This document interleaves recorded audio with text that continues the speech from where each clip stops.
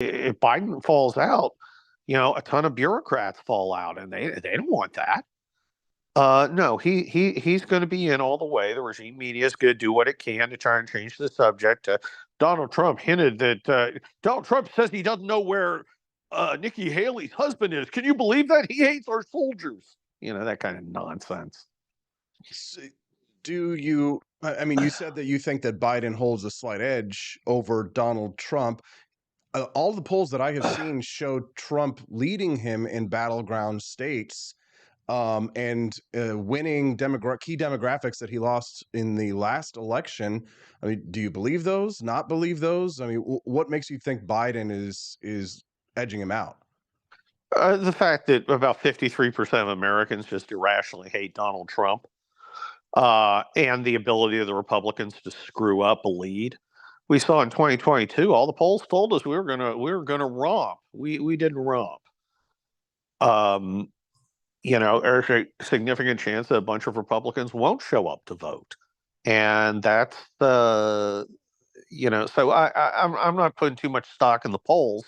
I would rather we be ahead in the polls than behind, but I think it's going to take a lot of actual electoral blocking and tackling, like like ballot harvesting and ballot chasing. And fortunately, we've got a super competent Trump-appointed RNC chair, Ronna McDaniel, to take care of that. So, yay. If you're just tuning into the Wake Up America show, good morning. I'm Austin Peterson. We're glad and thankful to have you here. Please click the like button and subscribe to the channel. We're grateful for Kurt Schlichter, who's joining us live right now from Los Angeles. So it's bright and super early over there. As the sun is rising here in the Midwest, it's still dark out there on the West Coast. So let's give him a thank you for joining us and click that like button. Show your support. We're talking a little bit about Trump v. Biden this fall. Okay, so I agree with you, Kurt. I do think that we tend to oversell things and we tend to snatch defeat from the jaws of victory. If you were whispering in Donald Trump's ear and you could give him any advice from now until November, what would you tell him to do? Well, I wouldn't waste my time giving Donald Trump advice because he doesn't listen to people. I think if he listened to a few smart people, he would have considerably fewer problems. And no matter what Trump does, you're still going to have the regime media attacking him, lying about him, et cetera, and so forth, as well as a corrupt Department of Justice trying to prosecute him for being a political enemy of the current president. But putting all that aside, um, I would focus relentlessly on things like the economy, Joe Biden's age, and foreign policy embarrassments. And I would just keep drilling into that again and again and again. And hopefully that message can break through. But look, I mean, you just saw this weekend what they're going to try to do. Trump wants Russia to invade Western Europe. Shut up. It's just so dumb. But that's what's going to happen the entire time. Remember, the entire regime media is focused on this. The Justice Department, with quotation marks around justice, is focused on trying to imprison him to stop him. And Joe Biden is busy, with ruining our country both here and abroad. What do you think happens if one of these court cases ends up sentencing him to a jail sentence while he is campaigning? I think that could end up helping him. Based on the track record, the fact that they've been persecuting him, and you got to understand, on the legal side, these cases are all a joke. There's nothing here. It's a joke. And the Twitter resistance, MSNBC lawyers out there, they're all terrible and they're all always wrong. We saw that last week where they, hyped up in their echo chamber how, having Colorado be able to choose who can be on the presidential ballot was so obvious that no one could conceive of any good faith argument to the contrary. And it gets in front of the Supreme Court, and the Supreme Court is pompous enough to actually be lawyers and ask lawyerly questions. And the thing immediately falls apart. I mean, that they just completely collapses, and you've got liberal justices just poking holes in it, because it's all crap. It is a pure exercise in power designed to either imprison him or, at worst, take up his time and money during the election season. And I think the American people see that. We've seen every time they indict him with some other bogus uh, claim, they pump up his support. So if they put this guy in prison, I think a lot of independents are going to look at it and go, wait, that's just, you just can't do that. That's just wrong. Who's a good VP So, for him, Kurt? oh, that's a great question. It can't be a lunatic. It can't be some Twitter star. It shouldn't be someone who has not already held office successfully, like a Carrie Lake. Carrie Lake should keep running in Arizona, where she might very well win. It should be somebody like Mike Pence, in the sense that a calming, I don't want to say establishment, but normie Republican presence. I think Kim Reynolds of Iowa is a good choice. Sarah Huckabee Sanders, maybe. Glenn Youngkin, somebody who can bring a state, um, someone who has a solid track record without the Trumpy distractions. And I think that would be helpful. Somebody who hopefully won't stab him in the back like so many of his other appointees and people that Well, he surrounded him with. his ability to pick bad personnel choices is kind of legendary. I mean, we don't need another Omarosa cabinet. But this time, Trump's going back with kind of a Rolodex. I mean, he's done this before. He's got some people who are competent. Hopefully they will bring in other competent people and focus. The thing is, if we had nominated Jeb Bush, for all Jeb's myriad problems, like being a fat political puffball, he had a giant Rolodex of people he would have brought into government who would at least have some idea of how to, govern. Trump didn't have any of that. Trump didn't know it. Trump won, and now he's like, what the hell do I do? And, I mean, he doesn't have, he had no idea, and it took him years to learn. He started getting good people, got Robert O'Brien, Rick Grinnell, some other folks towards the end, but I mean, he always had, hacks in there. He had Millie till the end. Um, he's got to come in. He's got to put key people in key positions quickly, and they have to be ruthless, particularly at places like Department of Justice and the Pentagon. Art, is there anything else you'd like to share with our listeners? Perhaps you could give us a little bit of talk about some of your excellent Kelly Turnbull novels that you could share with our audience. Well, those are a lot of fun, but my current one, it's I think it's about 557 on out of 8 million on Amazon, is The Attack. That's my new novel. It is about a giant terrorist attack. I wrote it on America. I wrote it in 6 weeks after October 7th, because our country is super vulnerable. I think we stand to lose tens of thousands of Americans through very simple tactics, which I explain in the book. And now it's a novel, so it's not like a death march of somebody wagging his finger at you. I wrote it as a novel because I wanted people to feel it in their gut about what's happening, and I've been getting a huge response to it. I mean, it's a bestseller, top military thriller. You can get The Attack on Amazon. It is, I don't want to say it's a lot of fun, but it's a interesting read. I think it's got like 1,000 reviews already in a month, and it's like 4.9, which is pretty gratifying. So The Attack is out there, and you all check it out. We absolutely will, Kurt, and we'll make sure to drop a link. My mods in the chat will drop the link to that so that they can go and make a purchase this morning. Thanks for getting up so early and being generous with your time, Kurt. We appreciate your maturity in these things, and when in a world full of idiots, it's your voice just kind of like cuts through the bullshit, and we appreciate that. Oh God, I'm the voice of reason. Well, Yeah. we're done for. Have a good one, Kurt. Thanks. Bye. Thanks. What'd you guys think of Kurt Schlichter? Let's give it up. 267 people watching live. I have no idea what's going on. Let's start this show over again. What do you say? I usually like to do like a big old fat long intro, play some clips, goof around before I bring some guests in, but I didn't have time because Kurt had to start the show. So wanted to have that conversation with him. He was here. We appreciate him. Thank you, Kurt Schlichter. Welcome to the Wake Up America show. I'm your host, Austin Peterson. The Kansas City Chiefs won the Super Bowl. Oh my God, I know some people were ass mad. And listen, I can't help it. I don't care if you think Travis Kelce is a Pfizer shill or if Taylor Swift is satanic, demonic. Kansas City's my hometown, baby. So I'm going to root for the Kansas City Chiefs. Plus San Francisco is gay.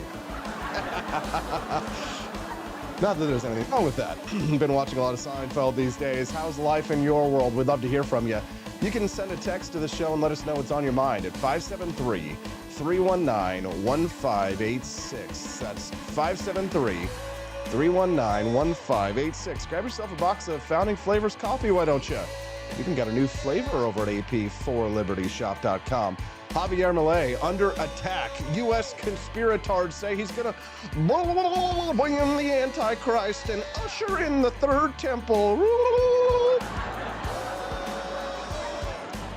He's wearing the funny little hat, so of course the people are mad. Oh, and he doesn't hate it. Can you believe that Javier Milei traveled to Israel and he didn't even commit one single instance of blood libel? How dare you? How dare you? How dare you? How dare you? How dare you? Dare you? How dare you? Every good libertarian knows if you're going to go to Israel, you're supposed to commit an act of blood libel. You're supposed to be a total anti-Semite. That's what U.S. libertarianism is all about. Well, Javier Milei is having none of it. He's an anarcho-capitalist who is pro-Israel, pro-U.S., and pro-Ukraine. Oh boy, does that trigger him. Triggers him big time.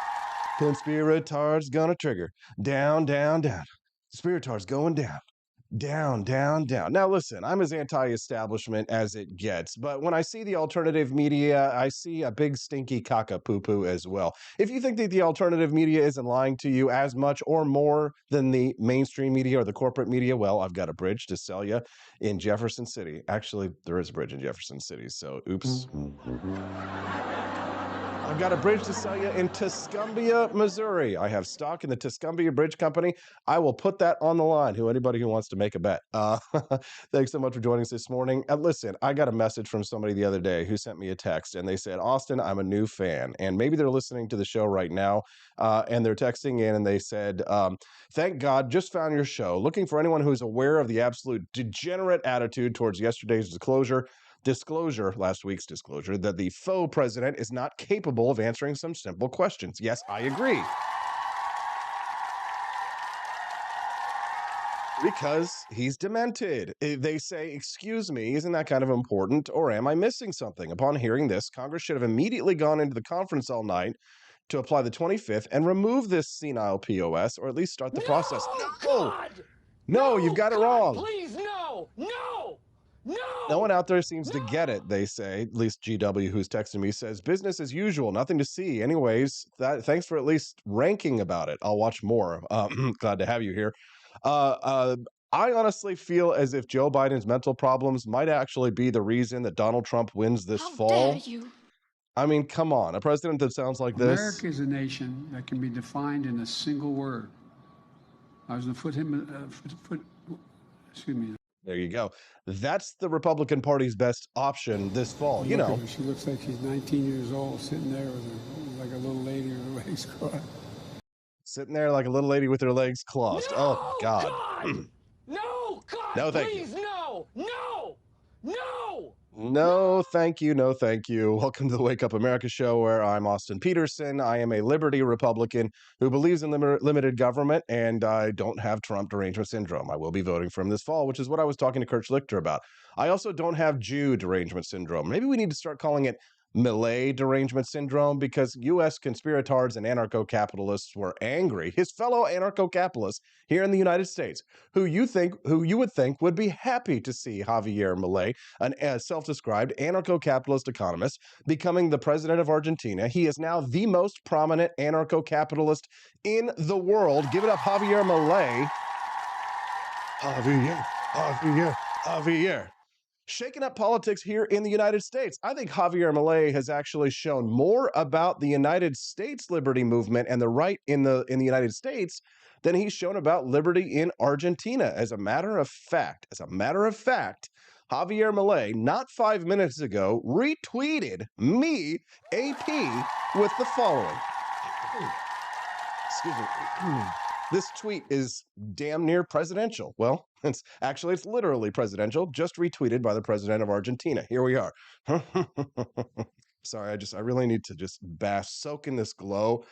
Because yesterday I was getting so much haterade from Dave Smith and Clint Russell, two U.S. ANCAPs who have bought into the conspiratardation of hating on the United States and Israel and declaring us as the aggressors and buying into the entire Marxist Noam Chomsky Howard Zinn line of the United States as the oppressors, and we're the evil oppressors and the rest of the world is the oppressed. No, the little terrorist Palestinians, help them. They only want to try and murder every single Jew in the world. They wouldn't do any harm to you unless you wear the funny cap on your head. Anyways, here's the tweet. Javier Milei is shaking up politics here in the United States. So far, so good. I continue along. Milei is revealing how right-wing anti-Semites and the Ilhan Omar / homos for Hamas types have much more in common with each other than with true libertarianism. Keep it up, Havo. You're shaking things up. It's your turn. Down. The U.S. ANCAPs are a disgrace to libertarianism. It's time for a new movement here in the United States. A caucus of the Republican Party, perhaps? Let's call ourselves Afuerists. It's the Javier Milei Republican Party caucus of the USA. Who's with me? We cut government and we don't hate Jews. We love America and we love liberty. We call ourselves anarcho-capitalists and minarchists, and we stand for truth, justice, and the American North and South way. What do you say? Who's with me? Come on. Afuera. Anyways, I met a nice young Argentinian man yesterday. He wants to have a conversation with me. So today at 4 p.m. Central Time live on my Twitter page, we're going to host a Spaces page for anyone who's interested in starting the Javier Milei caucus of the Republican Party here in the USA. Are you guys interested? What say you? I'm in. Who's in? Love to have you guys come and join us today at 4 p.m. Central Time. So if you guys are interested, then please do join us. Helping Freedom says, LMAO, you made it. Presidents are retweeting you and maybe even buying your coffee. You know, he got one of them cool jackets with his face on the back. Yeah. Have you guys seen those? I don't know if I have them. Anyways, so I want to talk about Javier Milei. Antonio Martinez, we'll call him Tony, is going to be back on the show today. He'll be with us at 8 a.m. Javier Milei met with the Pope. If you think that Javier Milei meeting with Benjamin Netanyahu and calling for the restoration of the Jewish temple wasn't enough to trigger the conspiratards here in the United States, well, then he turned around and he met with Pope Francis, of all people, and everybody started freaking out, pooping their pants. God, please, no!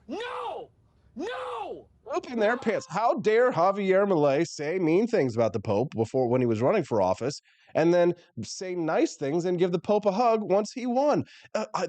People just don't seem to understand this behavior. They don't seem to understand this behavior. Well, Tony Martinez, who wants to be a diplomat and who has some experience in those circles, will join us and talk to us a little bit about diplomacy at 8 a.m.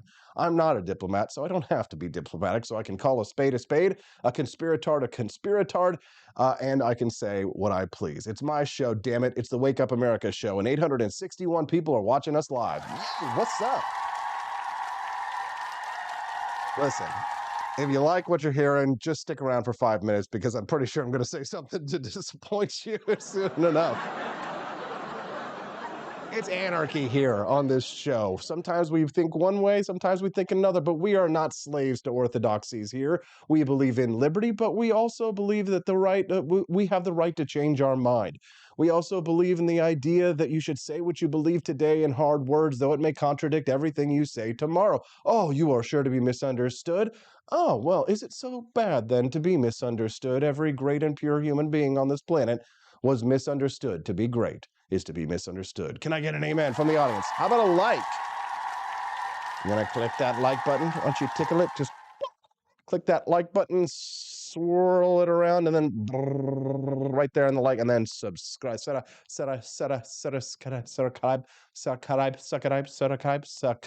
Subscribe. How about it? What do you say? It's going to be a beautiful show today and a beautiful day. A little bit cold here in the Midwest where Kansas City won the Super Bowl last night. Robert F. Kennedy, in a very astute political ad that ran last night. I guess he didn't run this ad, but a super PAC on his behalf ran it. A very interesting political ad that was a throwback to John F. Kennedy's ads of the 1960s. Take a look and listen to this.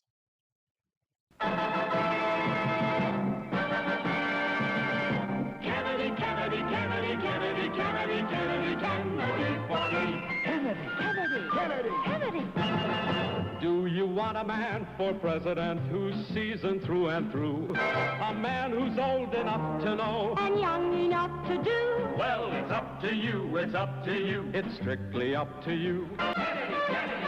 American Values 2024 is responsible for the contents of this advertisement. Pretty simple, honestly, and I thought a nice little throwback. Apparently, some people were upset by it, including Robert F. Kennedy Jr.'s family. He tweeted out last night, "I'm sorry if the Super Bowl advertisement caused anyone in my family pain. The ad was created and aired by the American Values Super PAC without any involvement or approval from my campaign. FEC rules prohibit Super PACs from consulting with me or my staff. I love you all. God bless you." Very classy there. As you can see, I've got a lot of memes ready to pull up for you from the game. But here's the original 1960 ad for John F. Kennedy. Take a listen.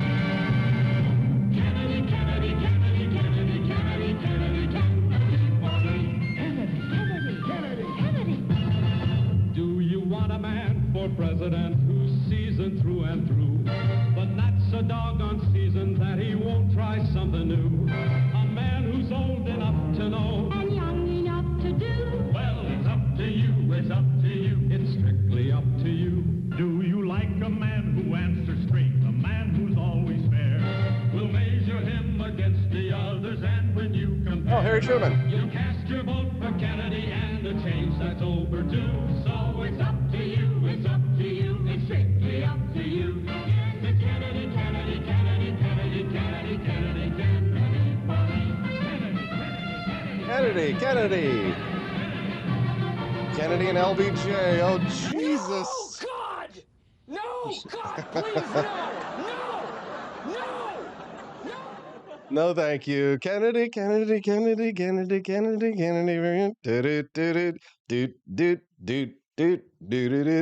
Dude, anyways, I thought it was a pretty astute political ad, don't you? Robert F. Kennedy Jr.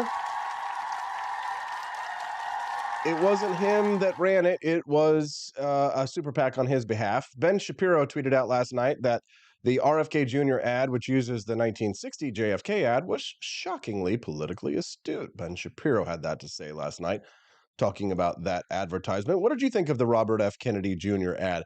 Did you guys celebrate it? Donald Trump was celebrating in his own way last night, the Super Bowl. This is his high school team at the International Golf Course ahead of the Super Bowl. Here it is, Donald Trump dancing with the cheerleaders. Everybody do the Trump dance.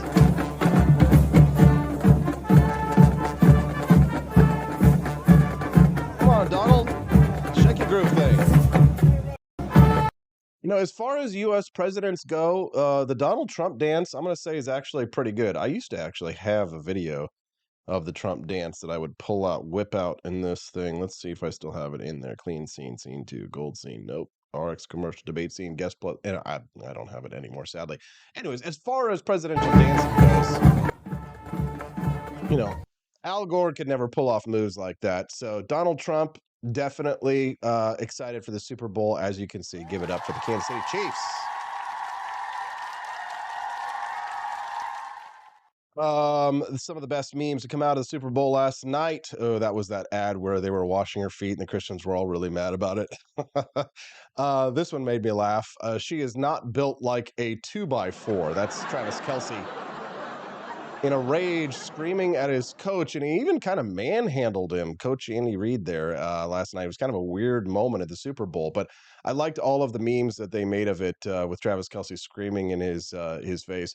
This one made me laugh. This is for all you history nerds out there.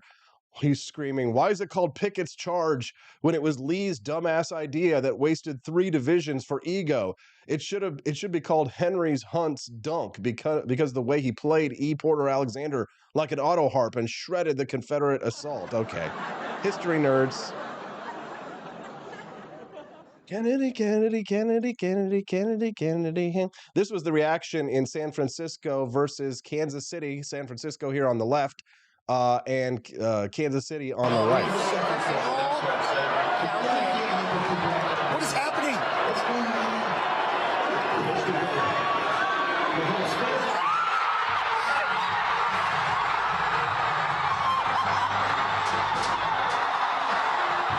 Kennedy, Kennedy, Kennedy, Kennedy, Kennedy, Kennedy.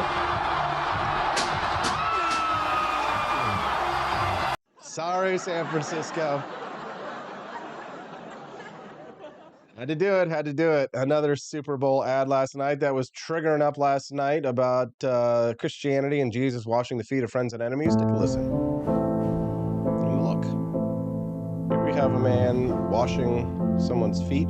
Looks like this is all AI generated. I'm going to turn off that music because they will ding me for copyright on that. Here you see, too, it looks like native people. And a family planning clinic. There we go. They're washing their feet. Some looks like to be poor lesbians. And some man washing some Asian chick out in the desert. Some white chick washing the feet. Oh, here we have a white chick washing the feet of a Muslim couple. Here we are. Black woman washing the feet of a Oriental. Sorry about that. And here we have a white guy and a black guy, and they're washing each other's feet. I don't know if they're supposed to be lovers or just good buddies, and he was a former slave or something like that. Here we have an ostensibly gay mulatto man having his feet washed by an ostensibly Christian man here washing his feet at what looks to be the California coastline with the important Michael Jordan Dunk sneakers here in the background. Very important to get that, of course. Jesus didn't teach hate. He washed feet. Interesting. He gets us, all of us, Jesus. He gets us.com/love your neighbor. And apparently that triggered people, which I thought was a sweet gesture. But a lot of people didn't like it. Love to hear your thoughts on it. I have a lot of thoughts on it, but you don't want to hear you don't want to hear. I know you're here on my show, but you definitely don't want to hear my thoughts on that. How about you just tell me your thoughts on it, and then I'll just repeat your opinion blandly back to you. What do you think?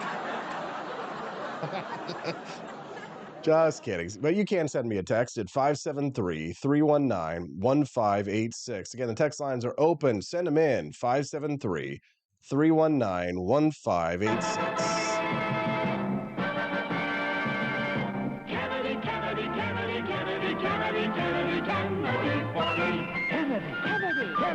Kennedy. Do you want a man for president who's seasoned through and through? A man who's old enough to know and young enough to do. Well, it's up to you, it's up to you, it's strictly up to you. American Value 2024 is responsible for the contents of this advertisement. I like that they use the old Mid-Atlantic accent. Kennedy 2024 American Values PAC is responsible for the content of this advertisement. There you go. Herb's mommy says she thinks it's beyond stupid. So happy I don't waste money on NFL, cable TV, or any of that other BS. Yeah, I don't buy cable TV either. I didn't watch the game, but I did watch it on my phone just to score, just to see, because Obviously, I'm from Kansas City, so I got to keep an eye on these things, and I'm wishing the Kansas City Chiefs the best. Ashley St. Clair last night asked for a thread of the best Super Bowl memes, and here we are. The Temu ads, sir. A second Temu ad is aired. I guess people were really triggered by the Temu ads. Again, I couldn't watch it because I don't have TV. This one's very funny, where Travis Kelce's brother is saying to this ostensibly interdenominational actress or singer, I have no idea who she is, Ice Cube or Cold Ice. Somebody said Ice something. Saying, "I love your song. The sun will come out tomorrow." The sun will come out tomorrow. Bet your bottom dollar that tomorrow. Justice for Mahomes. Mahomes in the locker room during Usher's halftime performance. It's for the Shawty, I don't. It's for the Shawty, I don't. It's for the Shawty, I don't. Shawty, I don't. Shawty, I don't mind. Speaking of halftime, nobody. Usher. Starlight Express, Starlight Express, Starlight Express, Starlight Express, Starlight Express, Starlight Express, Starlight Express, Starlight Express, Starlight Express, Starlight Express. Okay, I don't get it. I mean, I guess they did roll around in roller skates last night, but again, if you didn't watch Super Bowl, didn't watch the halftime either. And apparently Usher's mic had some problems during the halftime show, as you can see here from this meme. Now back to Travis Kelce. Andy Reid's looking at the play sheet. Travis Kelce is assaulting him, as you can see. That was pretty brutal. Did you see? I did see the clip of Travis Kelce like manhandling his coach, Andy Reid. Looking at the play sheet, Travis Kelce jumping him like this diversity person violently attacked this judge in I think it's a Las Vegas courtroom just recently. Yeah, there you go. There he is, making sure that the protocols are met and just bringing that affirmative action right to her ass. There you go, Judge. A little bit of DEI for you. The diversity, women in sports, which I also thought that was very funny. As you can tell, this cartoon character, is a female because, look, there's a flower on her head. There you go. That's the little bit more diversity there for you in the Super Bowl. Tell me I'm wrong, this comparison. Can you see the resemblance between these two? We're going through Super Bowl memes from last night, but we still got lots more great content to go. Tony Martinez, U.S. Latin American envoy, will be joining us here in about 20 minutes to talk about the attacks on Javier Milei. In about 20 minutes. We're going to get there. Love to hear your thoughts on thus. You can send us in a text at 573-319-1586. Oh, the chick's name was Ice Spice. Ice Spice. And I don't get this joke. Can somebody explain this one to me? So am I the poop or the fart? Question. Am I the poop or am I the fart? I don't get it.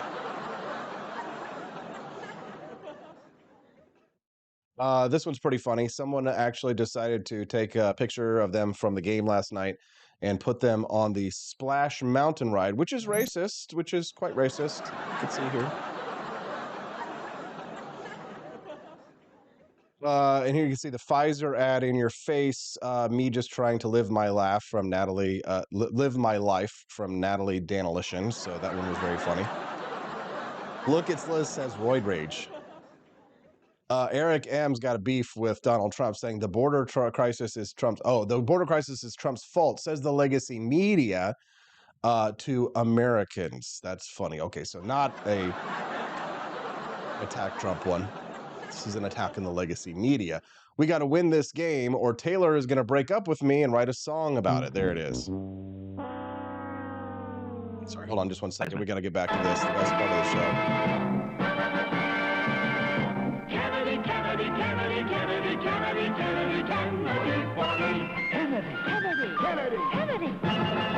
Do you want a man for president who's seasoned through and through? A man who's old enough to know and young enough to do. Well, it's up to you, it's up to you. It's strictly up to you. Kennedy, Kennedy, Kennedy. American Value 2024 is responsible for the contents of this advertisement.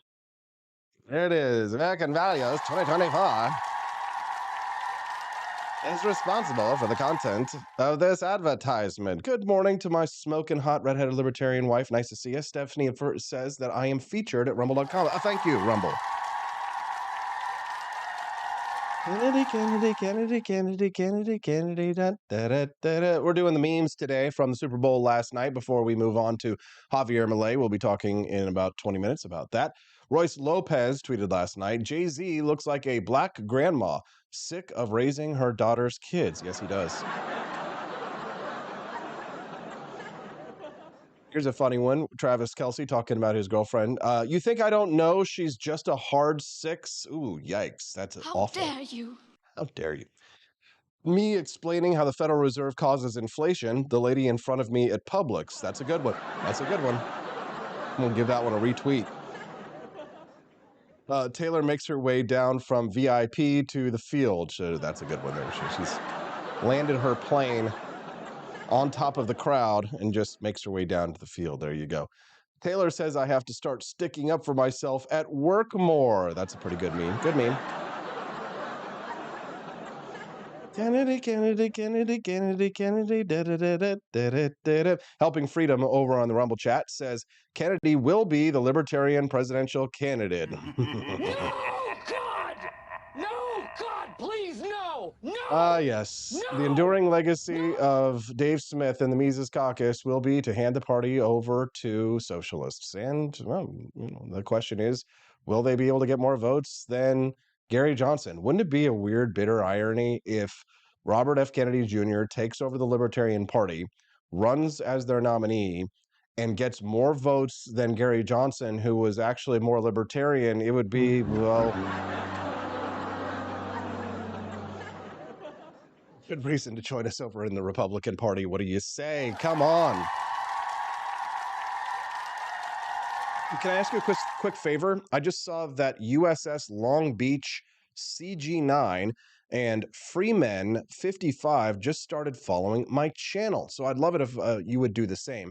Join us here on the Wake Up America show 5 days a week, Monday through Friday, 7 to 9 a.m. Central Time. This is a great show to start your day.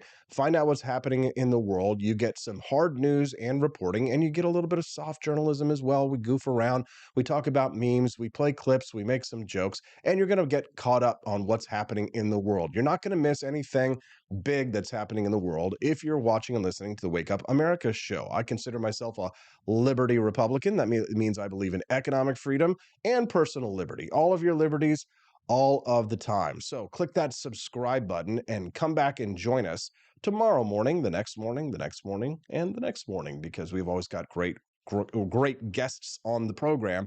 And I can't wait to have Tony Martinez joining us for his second time on the show this morning to break down what's happening with Javier Milei and why people were so triggered online about his meeting with Pope Francis and his visit to Israel. It's going to be a really spicy topic. Javier Milei, president of Argentina, actually retweeted one of my posts just about 20 minutes ago. Right now, if you're watching us live. And boy, was that post a spicy meatball that I tweeted out yesterday in war with the Conspiratards against the people who believe that Javier Milei is apparently now a neocon. Yeah, they said it.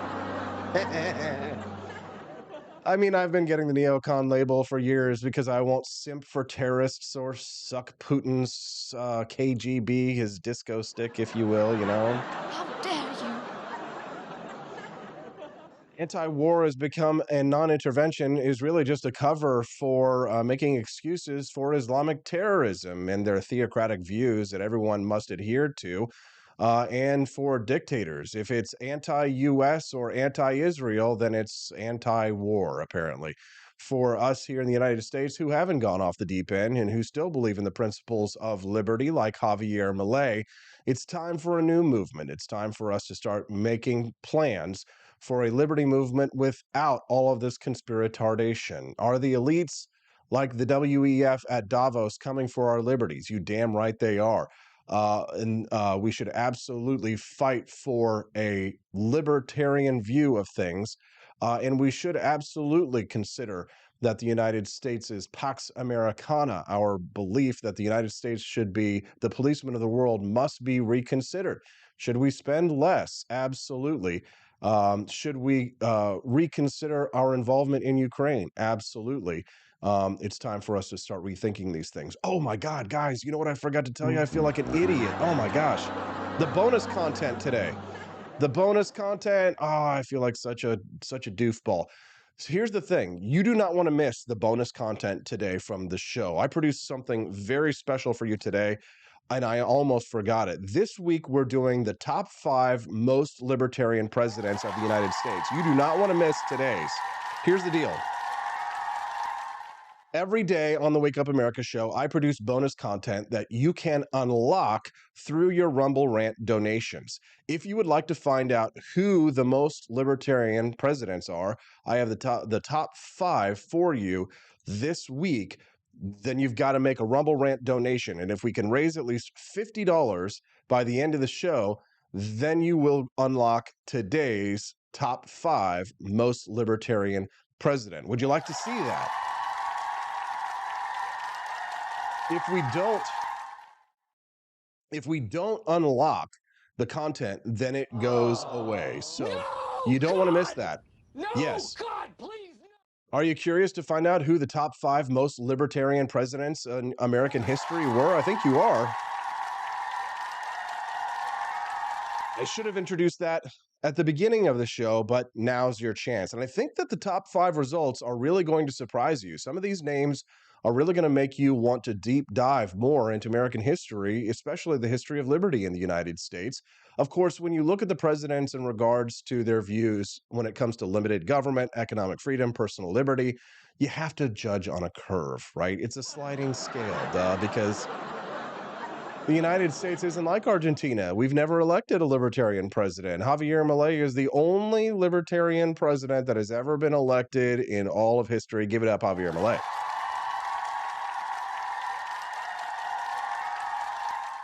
So, if you're curious to find out who the most libertarian presidents in U.S. history were, then in order to unlock it, you've got to make Rumble Rant donations. If you can't donate through Rumble right now, which Nancy Solorio just did $10. Thank you, Nancy.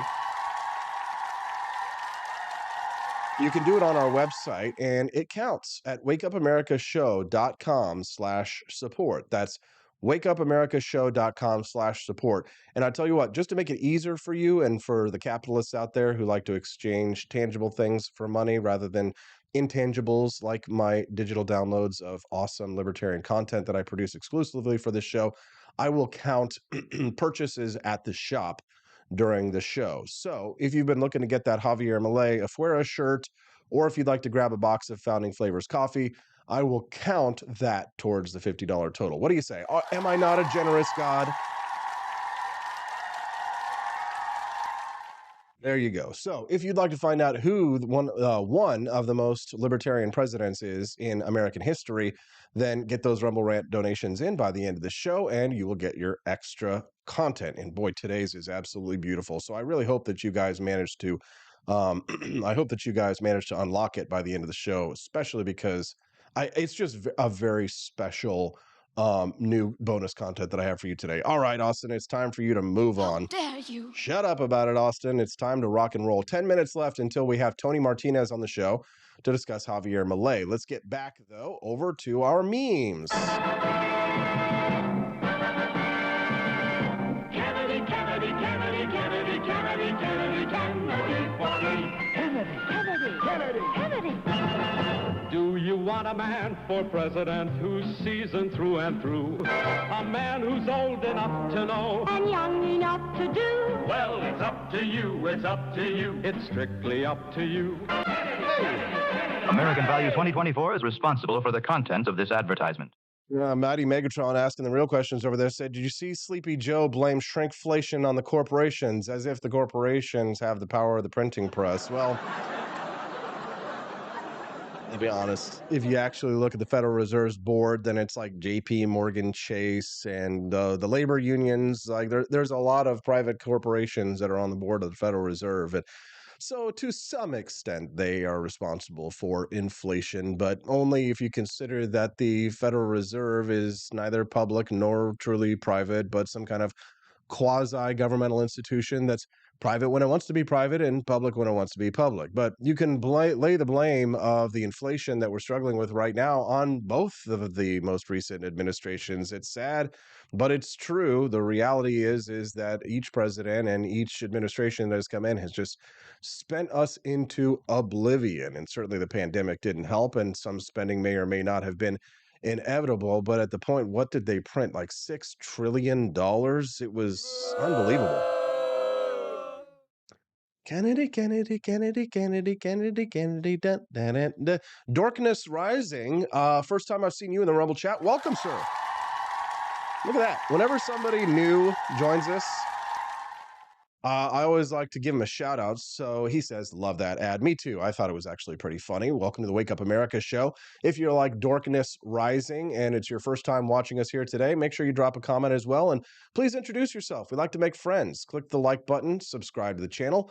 Come back and join us here on the show every Monday through Friday from 7 to 9 a.m. Central Time.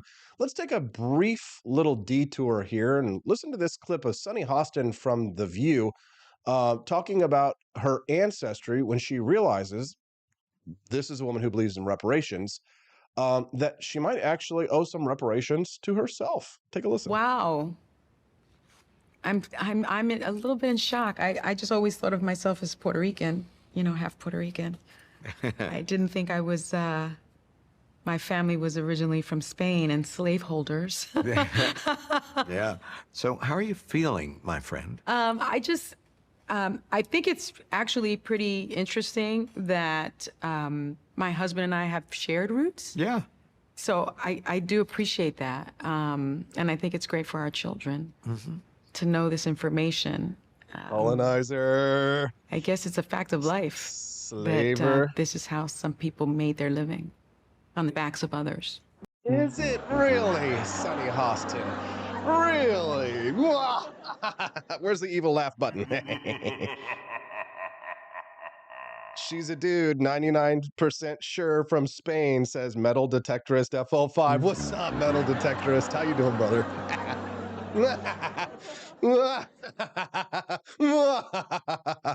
Don't you love to see it? You love to see it. Welcome to the Wake Up America show, where we laugh at liberal lunacy and we pretty much just have a damn good time here on the show. Looks like we've been making some new friends this morning. 1,400 people watching us live, and the numbers continue to climb. God bless America. 1776 will commence again if they ever take our guns. I'm glad to have you here. I'm Austin Peterson, the host of the show, and we're having a damn good time here on a Monday morning. Taylor Swift won the Super Bowl last night. Hey, don't you boo me. I've seen what makes you cheer. We all love the Kansas City Chiefs. Come on, shut up. I live, work, and stream this show live from Jefferson City, Missouri. Missouri is my home state. Kansas City is my home city. I was born in Independence, which is, right next to Kansas City, and raised on a farm in a town called Peculiar, which is just south of Kansas City. And I spent my time growing up whenever we wanted to go into the city in Kansas City. And the Kansas City Chiefs would always lose every year my entire life until suddenly now here in my adult life, the Super Bowl is won by the Chiefs as a dynasty 2 years in a row, 3 times in 5 years. God bless Kansas City. You love to see it. Now listen, I know it's fun to hate on Taylor Swift. It's good for a laugh, and I enjoy the memes, but at the end of the day, this is good for Kansas City's economy, and frankly, we need this. Kansas City is quickly becoming the Paris on the plains. If you've never visited before, I highly recommend you do. The Kansas City Plaza, beautiful. We love Crown Center. There's lots of great shopping. The food in Kansas City is terrific. Come on, we've got the best barbecue in the world. The best barbecue in the world. As a matter of fact, there was a great video where they took refugees from North Korea who escaped, came to the United States, and let them try all of the regional barbecues in the United States. It's a great video you can find on YouTube. And the North Korean refugees tried Texas barbecue. They tried that Carolina with the mustard sauce. They tried, I think they tried California barbecue, right? And then, of course, they had Kansas City barbecue, which is that sweet molasses sauce. And guess what? They chose Kansas City barbecue as the best barbecue in the United States. People who starved to death probably are going to know a thing or two about food when they came back. And Kansas City has lots of beautiful things about it. There's lots of good reasons to visit Kansas City. If you've never been to Kansas City, I highly recommend that you visit the World War I Museum at the Liberty Memorial. It's a beautiful testament to the conflict that the United States was embroiled in from 1914 to 1918. They have a Renault tank there that got shot through with a hole in it. You can see from one side through the other at this full-size tank. Unbelievable relics and artifacts and firearms, artillery, mortars, just an absolutely amazing museum that you could see across the street from Union Station. Highly recommend it. Also, here's a tip for those of you who might actually be in or around Kansas City nearby. Let me tell you, if you're a big fan of Japanese food, and you know AP is, I'm a big sushi guy and I love ramen, the absolute best Japanese food that you can get in Kansas City is at a little known restaurant called Sama Zama. Write that down. Going to Kansas City, here I come. We got the crazy little ramen there, and I'm gonna get me one. S-A-M-A-Z-A-M-A, Sama Zama. You can get it at Kansas City. Tell them I sent you. AP. They call me Senator, even though I lost that election. They know me as Senator. Senator. Coming up next, Tony Martinez to talk. Javier Milei takes on the Conspiratards. It's the Jews. When we return on the Wake Up America show at wakeupamericashow.com. Force behaviors, and at BlackRock we are forcing behaviors. Mao ordered his citizens to throw off the four olds. Old thinking, old culture, old customs, and old habits. So, your whole life went in the garbage overnight, no biggie. And those who resisted were attacked by an army of purifiers called the Red Guard, who went around the country putting dunce caps on people. Yeah, who didn't take to being a new kind of mortal being. If you don't force behaviors, whether it's gender or race or just any way you want to say the composition of your team, you're going to be impacted. Well, things haven't been so sweet for Ben & Jerry's after the company posted an anti-American tweet, a few of them, on the 4th of July. The ice cream makers declared the United States was founded on stolen indigenous land. Well, someone should tell Target that, because they're now selling swimsuits with tuckums in the women's section of the store. And they even have a line just for kids. Yeah, we're going to reach out to Ben & Jerry's and ask them how they can live with themselves as they operate a multi-billion-dollar company on stolen land while declaring other people give up their so-called stolen land. This is the child section. This is literally the kids section. I'm next to a literal onesie that says whatever the hell that means. We have "Glad You Came Out" and "I'm so happy that you're queer" in the kids section. Are you kidding me? I'm sorry, but pride and toddler don't belong in the same sentence. Good news! Starbucks will offer its workers reimbursement of travel expenses related to accessing abortion and gender-affirming procedures. Kyle Rittenhouse was seen wearing a Black Rifle Coffee Company shirt, and they wanted to distance themselves from that individual. Key employees at the company also were donating to Democrats. Hafer doubled down on throwing many in his base under the bus, describing them as racist and a repugnant group of people.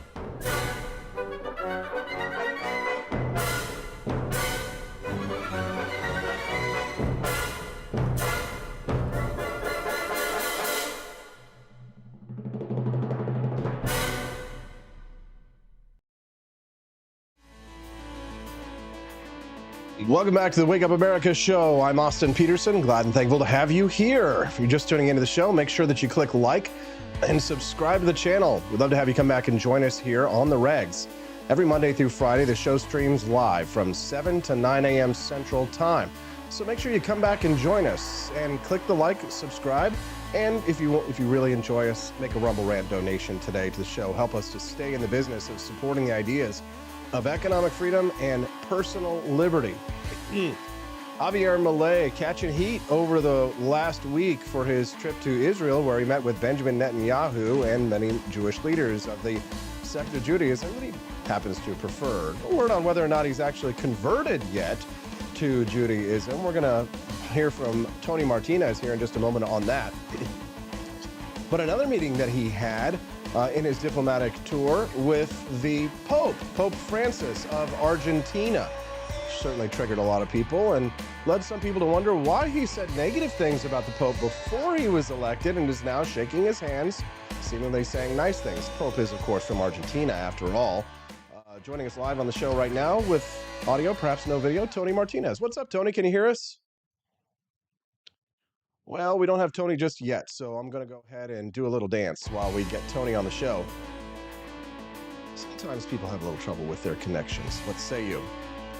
Well, while we wait for Tony to figure out what's happening in the world, I'll go ahead and get you caught up. This was the allegation that was being made against Javier Milei. They say that he wants to see the reconstruction of the third Jewish Temple of Solomon to fulfill the prophecy that will bring the Jewish Messiah to earth. Ooh, oh boy. Sounds serious. This implies the destruction of the Al-Aqsa Mosque, which is located there and is the third holiest place in Islam. Sounds serious. Sounds like the kind of thing we need to get an expert for. I mean, Javier Milei is on a diplomatic tour, so why don't we get a diplomat himself? U.S. Latin American envoy, worked for Bill Richardson. Joining us live now, Tony Martinez on the show. He's going to Argentina the end of March. Good morning, Tony. Thanks for joining us. Hey, good morning, Austin. And good to be back with you. And it's always refreshing, always inspired every day, both with your good humor and good wit and wisdom with, everything that you're talking about. Also looking forward to going to Latin America and doing some on-site reporting from the coffee plantations where that wonderful founding Father's Flavors coffees.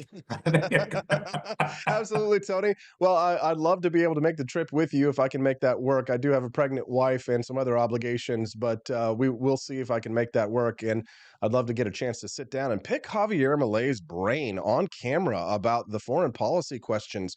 Such an enigmatic figure, Tony. Maybe you can help to sort of untie the Gordian knot. Perhaps you just do what Alexander did and just split it with a sword, if you will.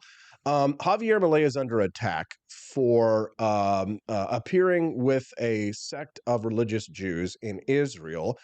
He's accused of wanting to destroy the Al-Aqsa Mosque, usher in the third Temple of Solomon, and essentially, bring the Antichrist to earth while, ushering in the end of the world. Sounds like, that's a lot of power that they're ascribing to Javier Milei. What were your reactions to some of the sort of antibiotic response that many people online had to Javier Milei's trip to Israel?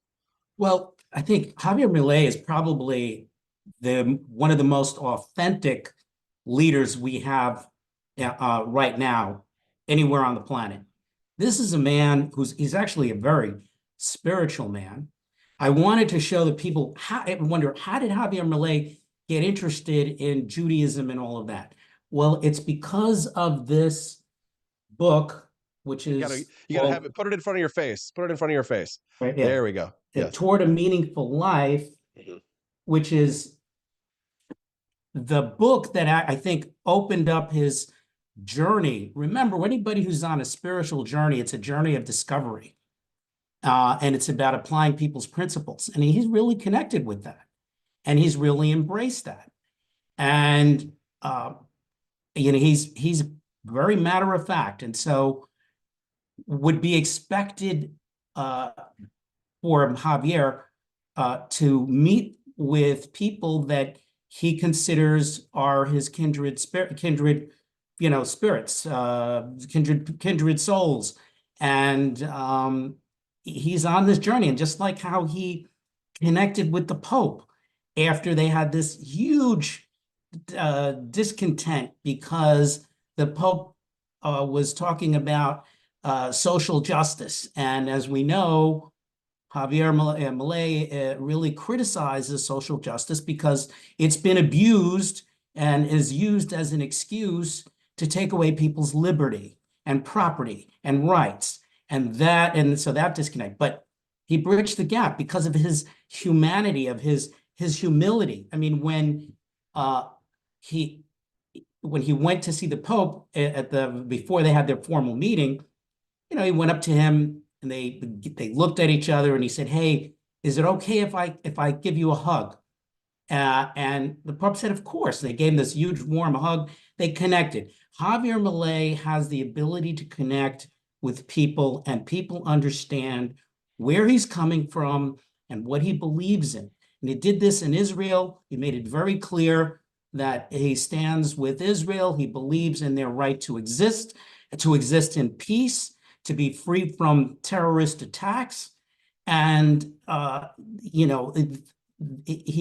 he's pretty black and white on these points. And so I can't find fault with any of that.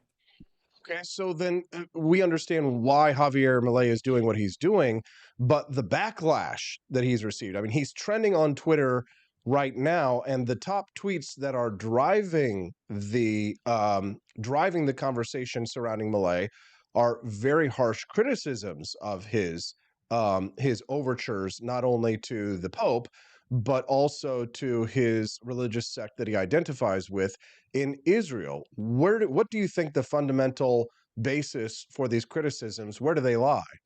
Well, I mean, people change, and people modify their views as they become more enlightened or they understand. That's actually a good thing. It's not a bad thing. It's a good thing. And in fact,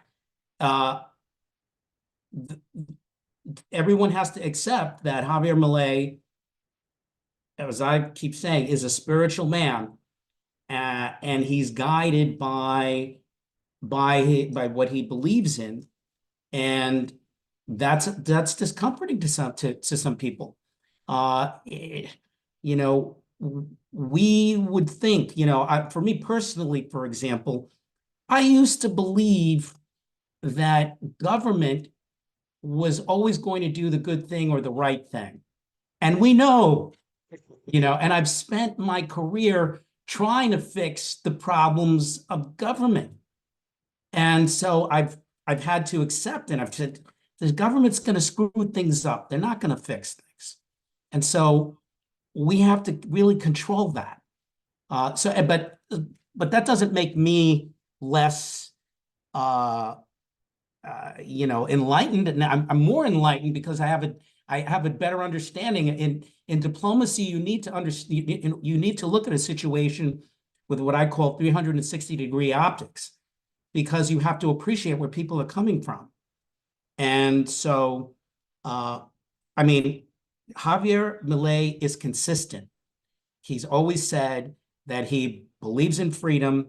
He believes in the West. He believes that he should align himself with the United States and Israel, and the idea, what he calls las ideas de la libertad, which is the ideas of freedom. And that's it. And that's what he's doing. And we live in a world where people don't like it when you're consistent, and when you recognize that you should modify or change your position, that you do it. It's like, well, hey, what happened? You're not the rebel anymore. And that speaks to what I would call Milei's humility, because he's not saying, I'm not a know-it-all. I am still open. He's always like, as a scientist, prove me wrong. Give me the evidence. He is guided by empirical evidence. So yeah, that's a strength and a weakness in a world that is full of superstition and of true believers, Tony. And I have a question for you, one more related to that topic, and then I'd like to move on to Javier's victories and his recent defeat, so that we can get a better idea for what he's facing down there and how that impacts us here in the United States. So on that line of thought, and the criticisms that Javier Milei is receiving at the moment, none seem to be more vociferous than the people who should be his ideological allies. Now, I don't expect you to be intimately familiar with the internecine squabbles between sects of libertarians, right. But Javier Milei is a self-described anarcho-capitalist economist. And certainly here in the United States, the very, very rare few people here in the United States who are of my ideological ilk, who believe in the ideas of limited government as strenuously as I do, they don't share the views, the foreign policy views of Javier Milei. And you've probably seen some of my tweets in recent days, if you've been following it on Twitter at all, some of my own squabbles with libertarians here in the United States, who, even someone yesterday referred to Javier Milei as a neocon,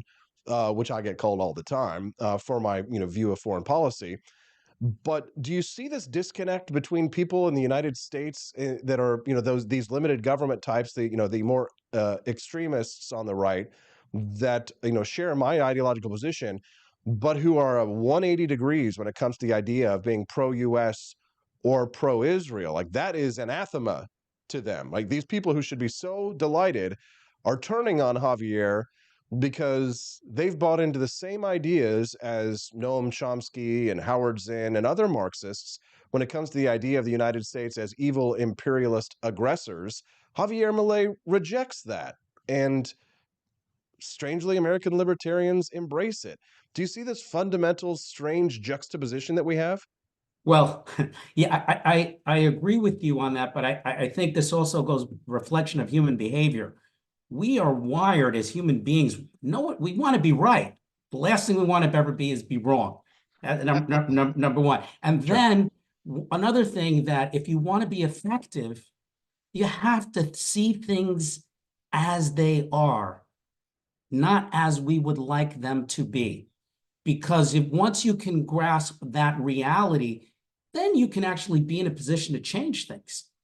And this is why, for example, the Tucker Carlson Putin interview, I can't believe it. None of the Sunday talk shows made mention of it.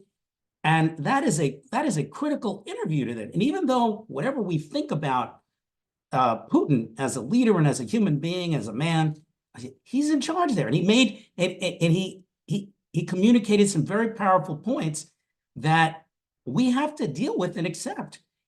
The bottom line on that one was, he's going to wait us out until we've spent ourselves out. So we have to start thinking a little bit more intelligently, start using diplomacy. We can talk about that another time. But this is the issue, with what you're talking about.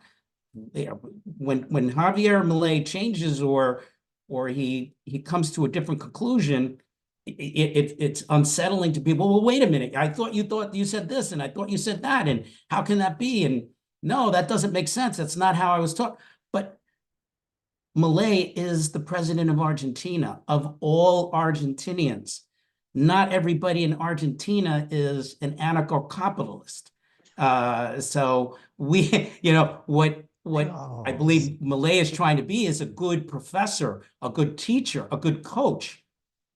He's coaching his people because they are struggling. I mean, they rejected his plan. In general, in principle, they agreed on it, but when it got to the details, he was betrayed by a certain number of politicians.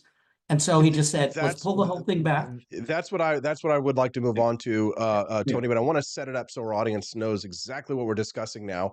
We're going to be moving on from this discussion of foreign policy heresies regarding Milei versus American libertarians, and look specifically at what Javier Milei is trying to accomplish in Argentina. We've been covering what he has already accomplished, his victories, and with the powers that the president actually has to shut down certain agencies. And certainly we congratulate him on that. And those are major victories. But he has suffered a major defeat recently. Set this up for us, Tony. Help us understand just what Javier's trying to accomplish, how far it got, and what he needs to do next in order to get past this roadblock that he's facing in his legislature. Well, where he suffered and experienced a defeat was there were some provisions that would have stripped the authority and the money of the politicians to, pet projects. I think the parallel try to imagine, like, we tried for a moment, we got rid of pork barrel spending, but Milei wanted to get rid of this, and there were politicians that pushed back on this, and politicians who actually made a deal, gave their word they were going to go stick with the plan. And so he was outraged, and very symbolically, being in Israel, he quoted the book of Exodus when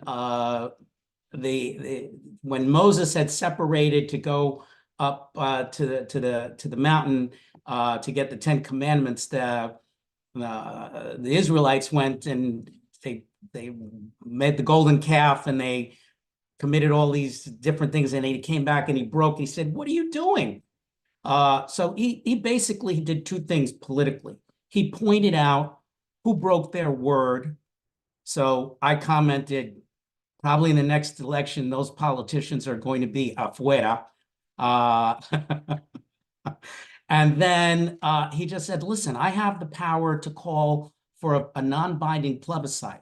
You think I'm not standing on solid ground to the political caste that refuses to accept that the people of Argentina want a new course, a new pathway. They're tired of the socialism and the corruption, and it's got to stop. And so Milei's like, okay, we'll take a step back, 2 steps forward or 3 steps forward, 1 step back.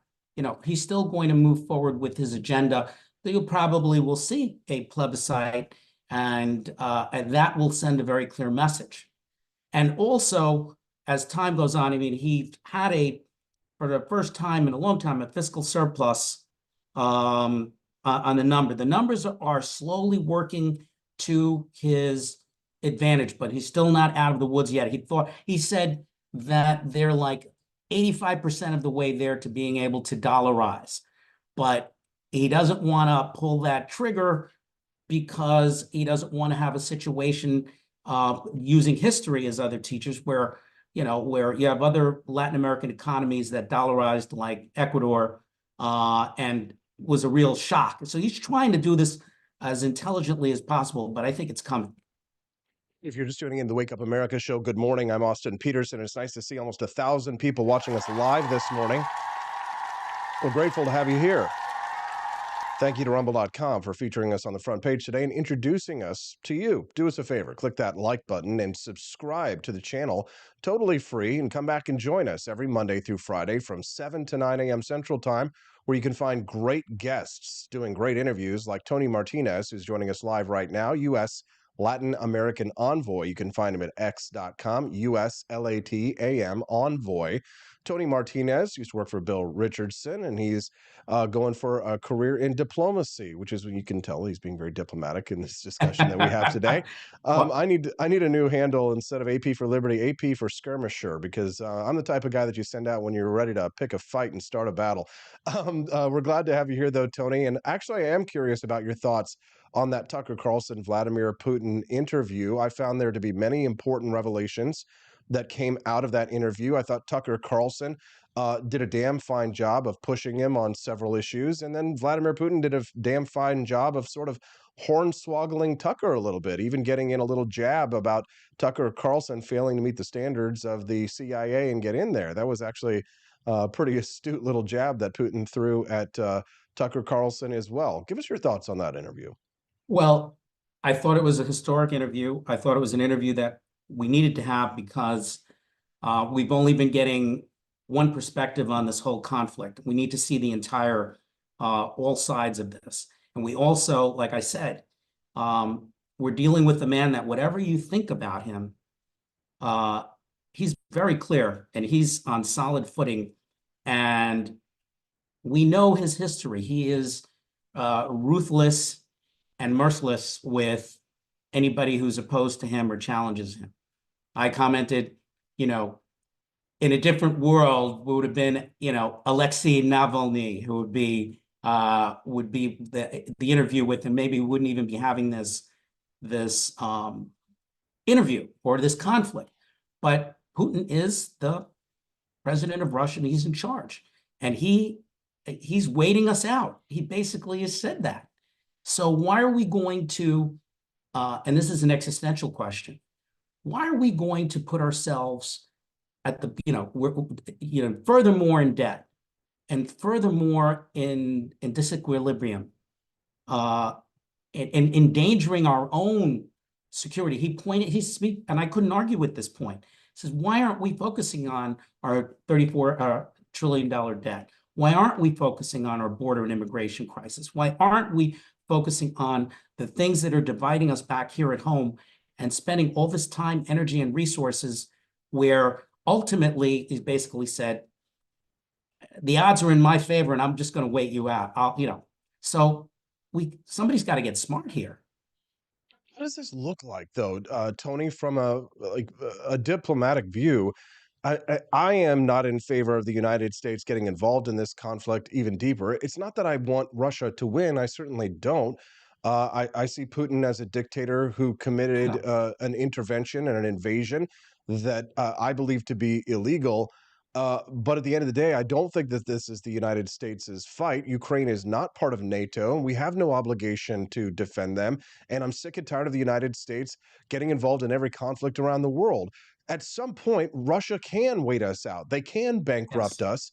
And the appetite for destruction in Ukraine will not last forever among the American citizens and our electorate. So what's the solution here, Tony? We just have to accept. It's like, if you want to change, accept the reality. The physical. I remember the saying, the physical universe is your ultimate guide, your guru. We don't have the money to be doing this fight.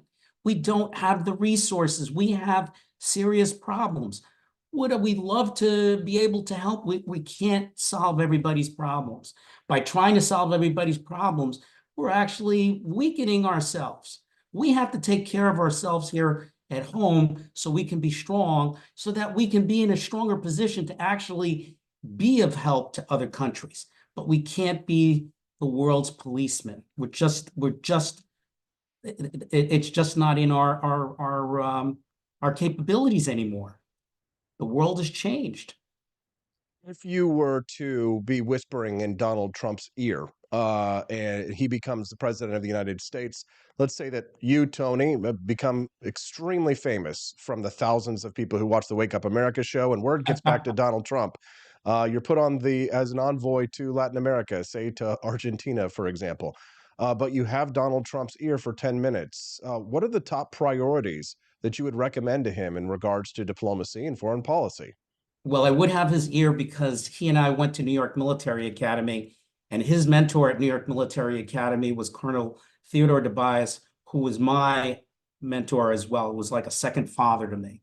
And I met President Trump when he visited. I was on the board of trustees of New York Military Academy, the early part of the 2000s. And but I have a difference, though. I mean, politically, just to be honest. And in fact, I'll be talking about. Who doesn't, Tony? Okay. Nobody, I'll be talking agrees with about a Trump 100%. scenario.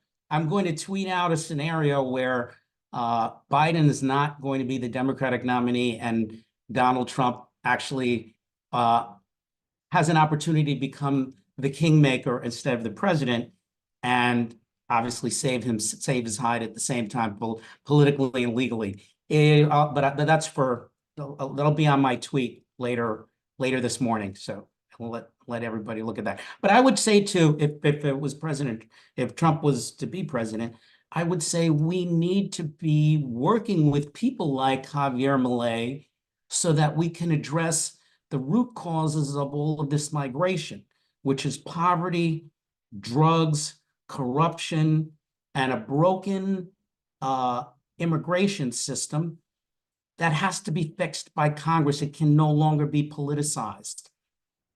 Tony, what was your reaction to the Joe Biden presser the other night after that special counsel report came back discussing his mental aptitude? Okay.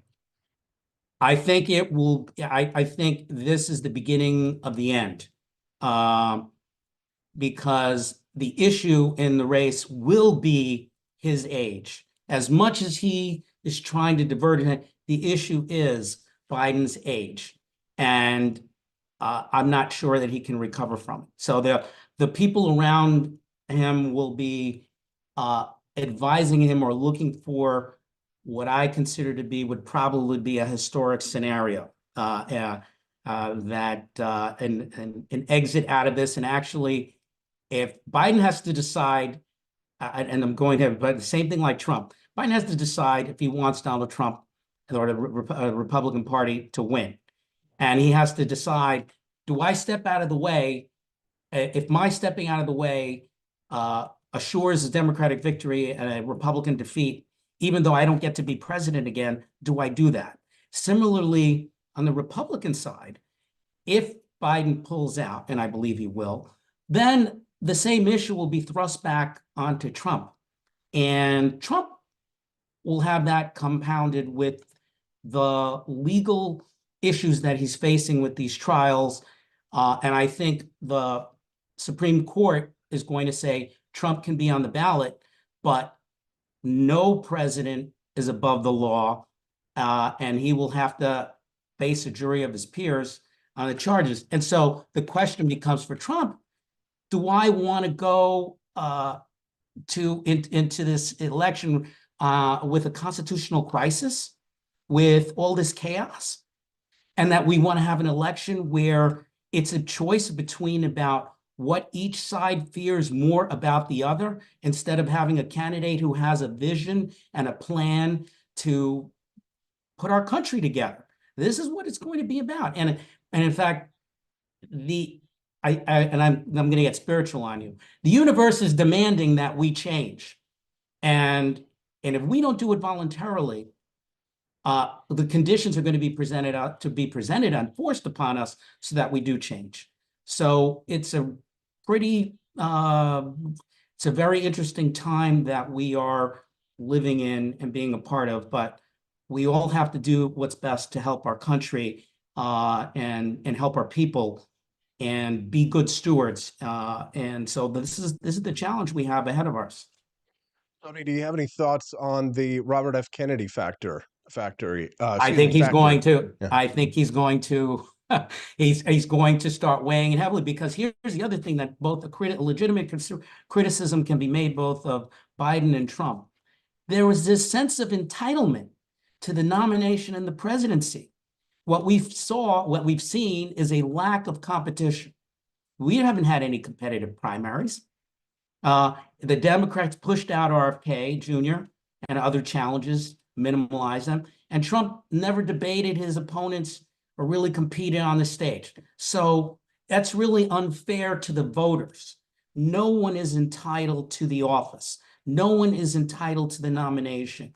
Every election is a moment to compete fairly, honestly, make the case. And so, but again, human nature, there's incumbents love incumbency, and they love all the accoutrements that come with that. But we'll see how this all fleshes out. It's certainly going to be very interesting. Tony, is there anything else that you'd like to share with our listeners before we let you go today?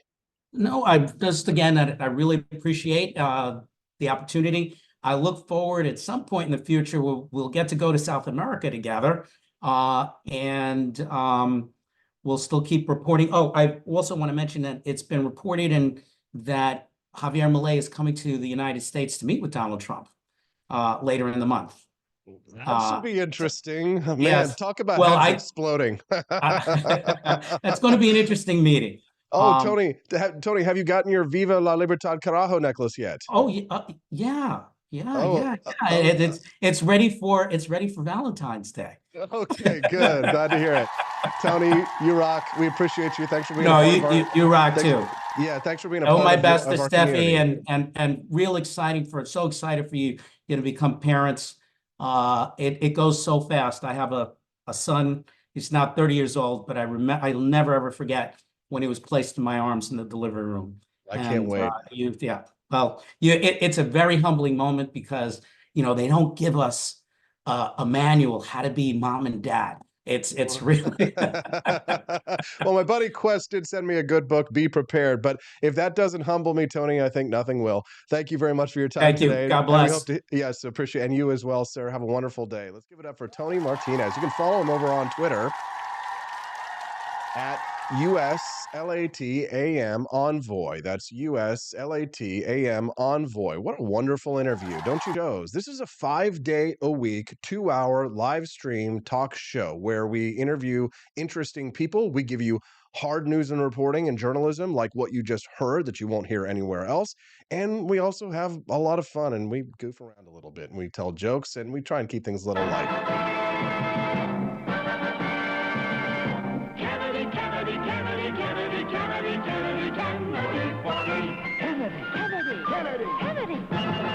Do you want a man for president who's seasoned through and through? A man who's old enough to know and young enough to do. Well, it's up to you, it's up to you, it's strictly up to you. American Values 2024 is responsible for the contents of this advertisement. There you go. Kennedy, Kennedy, Kennedy, Kennedy, Kennedy, Kennedy. What's up, Laugh Out Loud Muffin Head Meltdown? What's that all about, Luke Sacker? Nice to see you, brother. Welcome to the Wake Up America show. I'm glad to have you here. Just an FYI, we've got 30 minutes left to unlock one of the 5 most libertarian presidents in U.S. history. If it's your first time watching the Wake Up America show and you're wondering what the hell I'm talking about, bonus content you can unlock during the show. And if you don't unlock it, then it goes away forever. Yes. No, so, God! yeah, you don't want to miss it. No, God, please, no, no!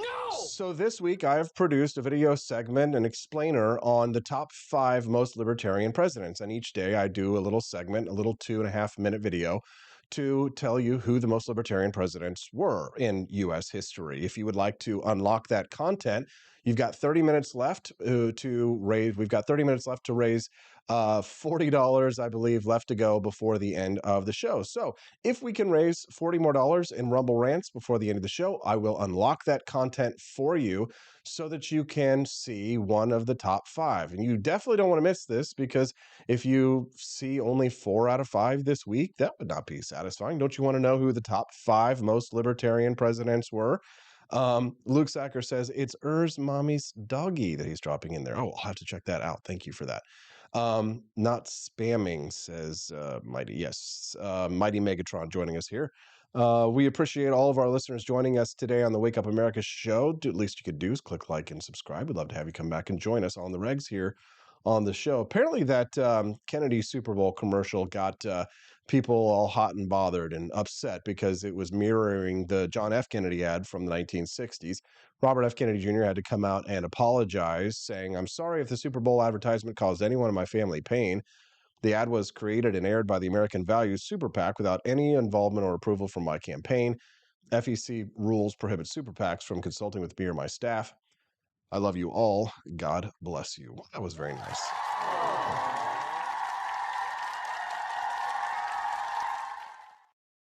So what do you think? Do you think that the Super Bowl was rigged? I'm going to go out on a limb here and say it probably wasn't. I'm going to take a very brief little commercial break. This is your opportunity to visit apforlibertyshop.com, make some Rumble Rants donations. We got to get $40 more by the end of the show so I can unlock that bonus content. I'm going to go use the bathroom and go pee for liberty on the Wake Up America show at wakeupAmericaShow.com.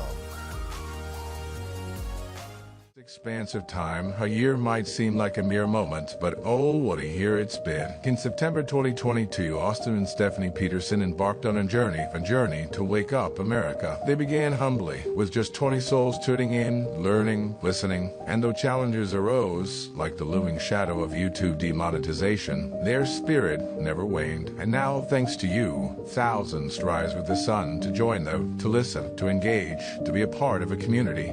So here's to you, and to Wake Up America, for memories shared, for friends made, for the journey ahead, and for never, ever forgetting to rise and freedom. Happy anniversary. I'm Donald Trump, and I approve this message Believe me, Austin Peterson is the best. He's got the greatest Wake Up America show I've ever seen. Whenever I tune in the mornings and watch the live stream, let me tell you, he has got the absolute best content. I love his guests. It's just a total blast to watch, and I highly endorse and recommend the Wake Up America show. It's terrific, believe me. Is the outdoor of your home about as exciting as a library? Then spice it up and unbore your space with our custom metal signs. Crafted with love and a bit of libertarian magic, you can customize your own metal sign at ap4libertyshop.com. So head to ap4libertyshop.com, customize your own metal sign today.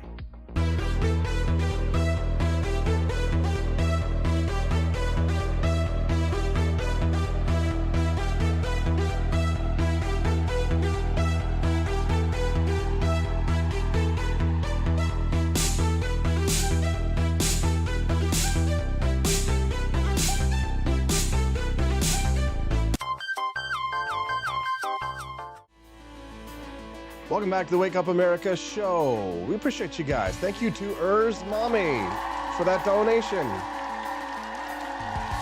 And this completes the unlock of the bonus content. We've got a great little mini doc for you to find out some of the top 5 most libertarian presidents. Today's president, who could it be? Probably a president that you wouldn't even know. Some of these may surprise you. So stick around through this next little 2.5-minute episode to learn more about one of America's most libertarian presidents. Here we go. Ready? And go.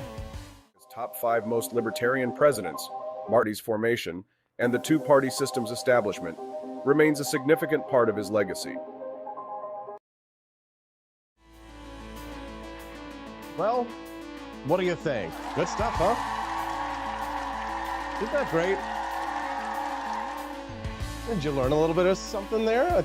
I saw somebody drop the comment that Milei got those Martin Van Buren sideburns. Megatron, you're one of my favorite new friends here over at the Wake Up America show channel. We appreciate you very much. Thank you again to Mommy for unlocking it so that everybody can learn a little bit more. Isn't that cool? Now, where else are you going to get that? What other news talk shows are you going to find out in the morning? You're going to listen to Regis and Kathy Lee, Regis Philbin or something like that? Is that still on the air? No? Who watches the mainstream America? Good Morning America show, whatever it is, and all that kind of stuff, where they're like doing some baking or something like that? Who knows? Fox and Friends? What? No. What does CNN even do in the mornings? Does MSNBC have a show? Are they still on the air? Who watches any of that mainstream media crap anymore? Not me. That's all done. We watch the Wake Up America show, where we get great interviews. We talk to people like Tony Martinez. We talk to Kurt Schlichter, regular guests like Cornelia Peterson, Daniela Pensack, my smoking hot redheaded libertarian wifey, Steffi P for Liberty, joins us on Fridays. We like to call Thursday Thirsty Thursdays because we usually get beautiful ladies of liberty on the show. 1, 2, 3 guests, but at least 2 for sure. Everybody has fun. We learn a little something. We talk about American history. We talk about the things that matter. And we goof around. And we post memes and we talk smack on people who don't believe in liberty. And sometimes we even say nice things about a Kennedy or two, like this great political ad.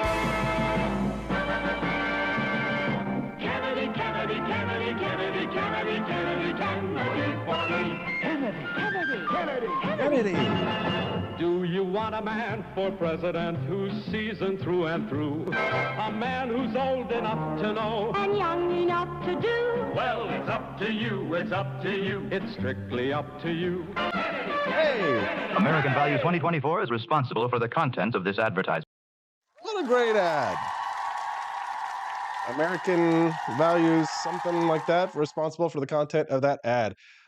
We've been enjoying some of the memes from the Super Bowl last night. Congratulations to Taylor Swift for winning.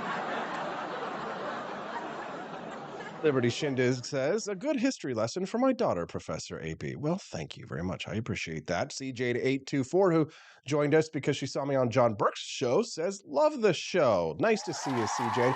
And we love you right back. And we've got my new friend, Bruce Birtwhistle, who found us recently. He's joining us right now, talking about not Millard Fillmore, but literally Martin Van Buren says, so he was the first to start wearing WHIGS wigs. No. No, Bruce. Anything like that, see? Urs Mommy says, yeah, I just cannot vote for Kennedy. I just cannot. How dare you?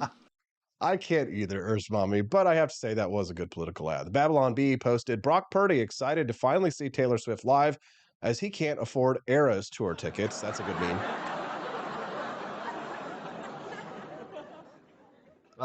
Yeah, the internet remains undefeated. The meme of Travis Kelce screaming in the face and I guess kind of assaulting the coach, Andy Reid, last night was the subject of a million things. Mark Zuckerberg parody account. Why are you not using Threads? Yes. Does anybody use Threads? That was the Mark Zuckerberg meta response to Twitter.com, and honestly, I never use it. I sign up for an account and have a bunch of followers, but I just don't use it. Apparently, what, did Usher take his shirt off at the Super Bowl last night? Jeez. No, God, please, no. Barney Styles says, Regis retired 12 years ago and died 4 years ago. Dare Oops. you? Sorry about America that. is a Anyways, nation that my can brain be defined is... in a single word. I was going to excuse me. Excuse me. Close the border, Americans screaming at Joe Biden. That's a good one. Travis Kelce screaming at Andy Reid. Close the border, Americans. How Taylor kisses Travis. She's lifting him up and pinning him against the fridge. That's a little weird there, but She looks like she's 19 years old, sitting there with like a little lady with her legs crossed. Travis Kelce with the Karen haircut screaming at Andy Reid saying, it's ma'am.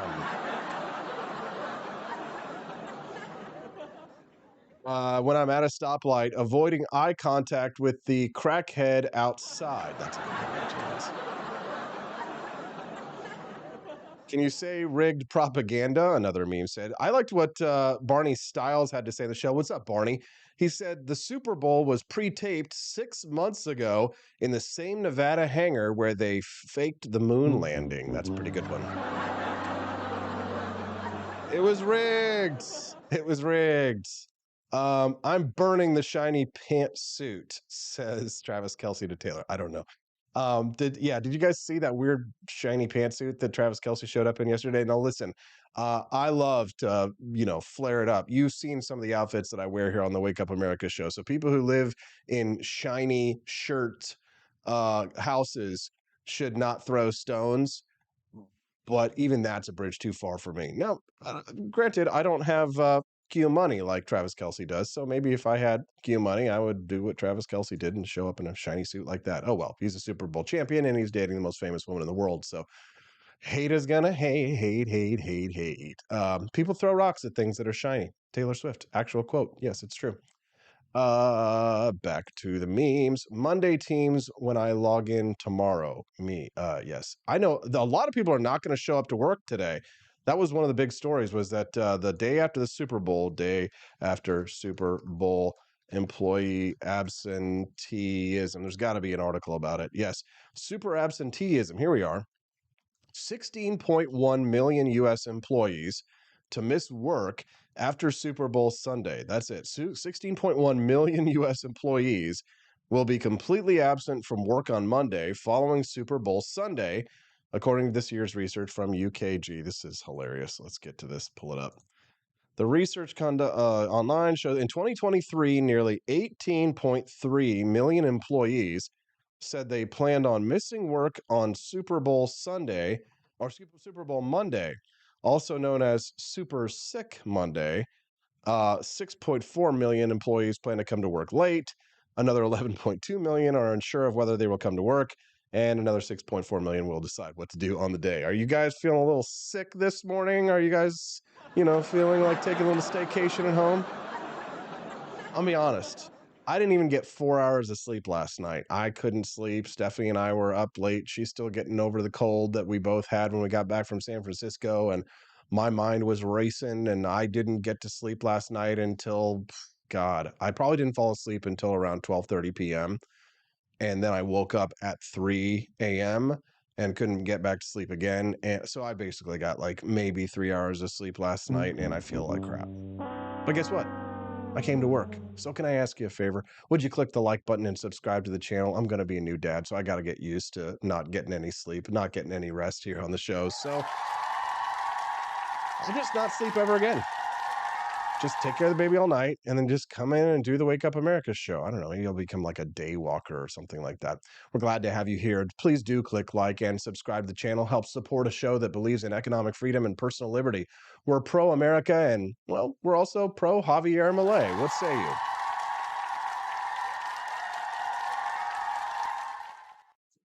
Rare Camellia says the thing was that the style did not fit him. Yes, I agree. I do think that, you know, some people could pull off an outfit like that.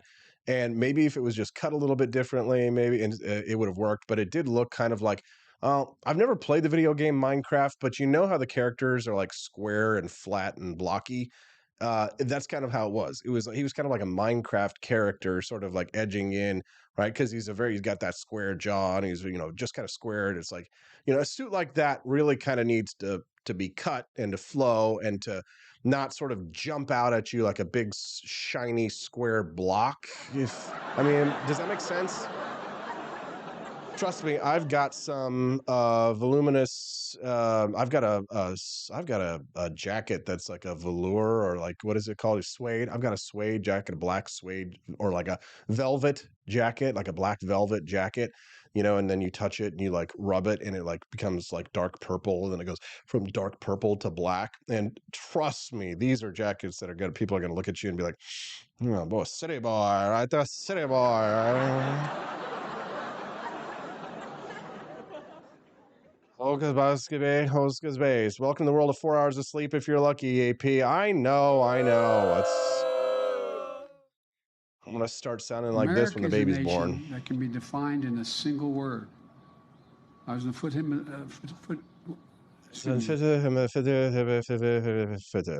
Anyway, so millions of people are going to be taken off of work from the Super Bowl today. And as you can see, I'm not one of them. I'm with you. I'm here. I'm not queer. Only 86% of Americans say that Joe Biden is too old to be the president. What? Biden is too old for another term. 86% of Americans say. The 86% of Americans who say Biden is too old includes the 59% of Americans who said both Biden and Trump are too old for another term in office. Yes, there you go. Biden too old for another term. 86% of Americans say. Yeah, Joe Biden had a no good, very bad day. It was a week of bad news for the president last week. Well, fortunate for him, he probably won't remember. I mean, some people have bad weeks, but if you're a certain octogenarian chief executive of the United States with a reputation for declining cognitive abilities, you just might have a terrible, horrible week that culminates in a purely distilled, no good, very bad day of escalating awfulness, writes J.D. Too Chilly of Reason Magazine. I wish she was with us now. I see you all enjoying the Black Velvet. Black velvet in that little girl's hand. Black velvet in that corset frame. Black velvet, if you please. I don't know how that song goes. The choice is clear. Donald Trump's campaign is about him, not America, not you, Biden said in Pennsylvania. Our campaign is different. For me and Kamala, our campaign is about America. It's about you. That's a fair enough bid for votes, but leaving aside the fact that VP for the moment, but leaving aside Vice President Harris for the moment, as most Americans would very much like to do. Very funny, JD. He says it's convincing only to the extent that President Biden remembers where America is and is clear about the identity of the you he is addressing. And as a series of recent incidents illustrate, that's not at all America is certain. a nation that can be defined in a single word. I was going to excuse me. Listen to this. Biden said last week at a Nevada political rally, right after I was elected, I went to a G7 meeting in southern England and I sat down and said, America's back. And Mitterrand from France, looked at me and said, how long are you back for? Good catch that Mitterrand was French, not German. That's a save. But Mitterrand has been dead since 1996. And today's French president is named Macron, is not dead. So. Later in the week in New York, Biden twice attributed a 2021 comment by Angela Merkel to Helmut Kohl, who held that position in the 80s and 90s, and he died in 2017. And then he also forgot the name of the Hamas terrorist group that attacked Israel while he was updating the press on the continuing conflict. They're called Hamas. It's a series of unfortunate events. Last June, an NBC poll found 68% of voters said they have concerns about Biden having the necessary and mental physical health to be the president, including 55% who said they have major concerns. Where do you stand on that issue? Send us a text anytime, night or day, 573-319-1586. That's 573-319-1586. We'd love to hear from you night or day. Thanks for unlocking the bonus content today. Appreciate Urs Mommy and Nancy Solorio for stepping up. If it's your first time here for the show, make sure that you click like and subscribe to the channel. Do not leave without hitting that subscribe button. You will regret it because you might not be able to find us tomorrow morning. If you've got a good memory, unlike Joe Biden, well, all you got to do is remember Monday through Friday, 7 to 9 a.m. Central Time, the Wake Up America show streams live. It's a 2-hour Liberty talk show that talks about all the things that you care about, all the big news, keeps you informed, serious interviews, and, fun and funny stuff like memes and, things like this.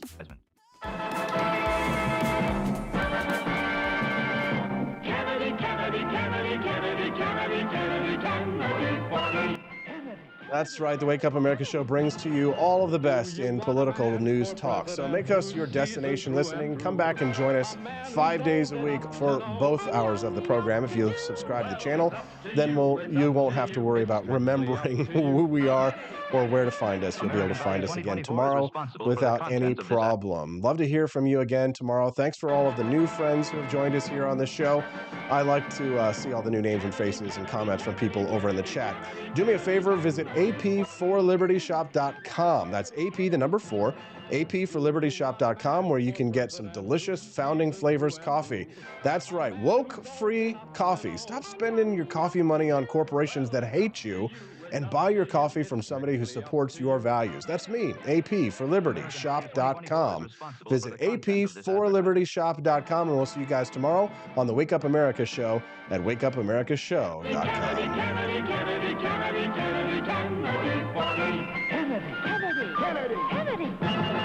Do you want a man for president who's seasoned through and through? A man who's old enough to know and young enough to do? Well, it's up to you, it's up to you, it's strictly up to you. American Value 2024 is responsible for the contents of this advertisement. Kennedy, Kennedy, Kennedy, Kennedy, Kennedy, Kennedy, Kennedy, Kennedy, Kennedy, Kennedy. Do you want a man for president who's seasoned through and through? A man who's old enough to know and young enough to do? Well, it's up to you, it's up to you, it's strictly up to you. American Value 2024 is responsible for the contents of this advertisement.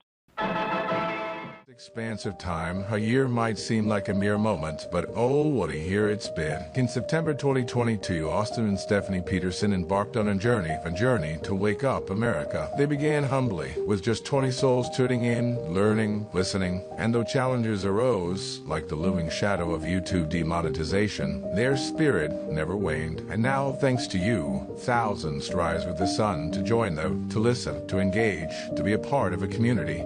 So here's to you, and to Wake Up America, for memories shared, for friends made, for the journey ahead, and for never, ever forgetting to rise and freedom. Happy anniversary. I'm Donald Trump, and I approve this message. Believe me, Austin Peterson is the best. He's got the greatest Wake Up America show I've ever seen. Whenever I tune in the mornings and watch the live stream, let me tell you, he has got the absolute best content.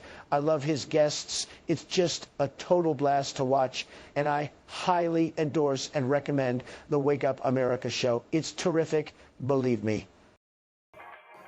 Is the outdoor your home about as exciting as a library? Then spice it up and unbore your space with our custom metal signs.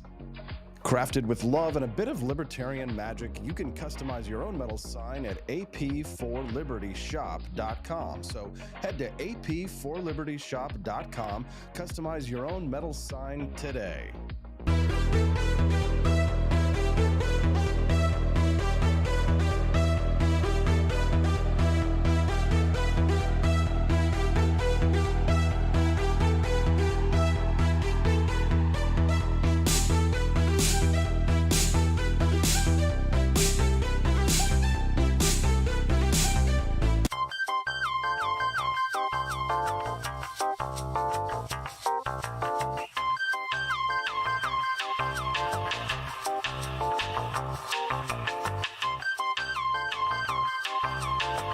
Welcome to a world of vocal discovery at Peterson Voice Studio. I'm Justin Peterson, here to guide your musical journey. Envision a place where your voice reaches new heights, where every note tells a story. We embrace all singers, from the enthusiastic shower vocalists to aspiring stars, ensuring each voice finds its unique rhythm and tone. Are you ready to elevate your voice? Visit PetersonVoiceStudio.com and sign up for remote lessons tailored just for you. Let's begin this melodious journey together.